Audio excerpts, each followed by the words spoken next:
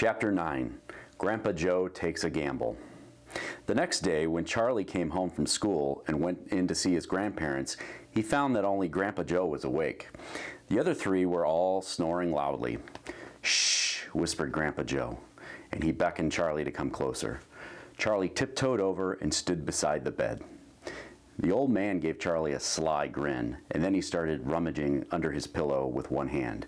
And when the hand came out again, there was an ancient leather purse clutched in his fingers. Under cover of the bedclothes, the old man opened the purse and tipped it upside down. Out fell a silver 10-cent piece. "It's my secret hoard," he whispered.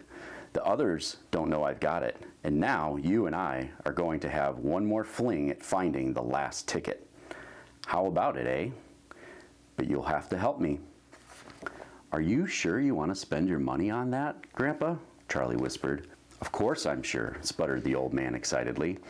"Don't stand there arguing. I'm just as crazy as you are to find that ticket.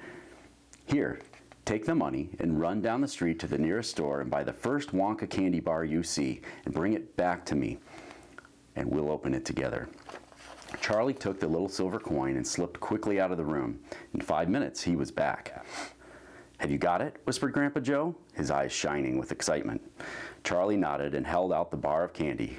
"Wonka's Nutty Crunch Surprise," it said on the wrapper. "Good," the old man whispered, sitting up in the bed and rubbing his hands. "Now, come over here and sit close to me, and we'll open it together. Are you ready?" "Yes," Charlie said, "I'm ready." "All right, you tear off the first bit."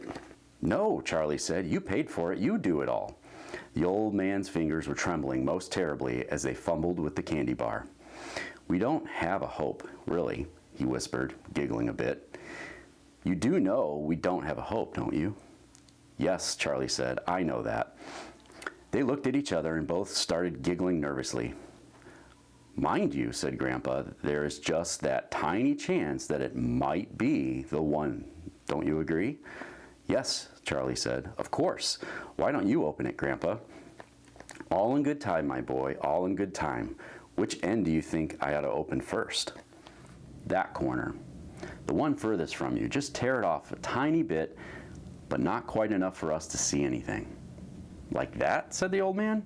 "Yes, now a little bit more." "You finish it," said Grandpa Joe. "I'm too nervous."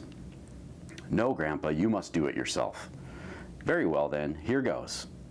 He tore off the wrapper. They both stared at what lay underneath. It was a bar of candy. Nothing more. All at once, they both saw the funny side of the whole thing, and they burst into peals of laughter. "What the heck's going on?" cried Grandma Josephine, waking up suddenly.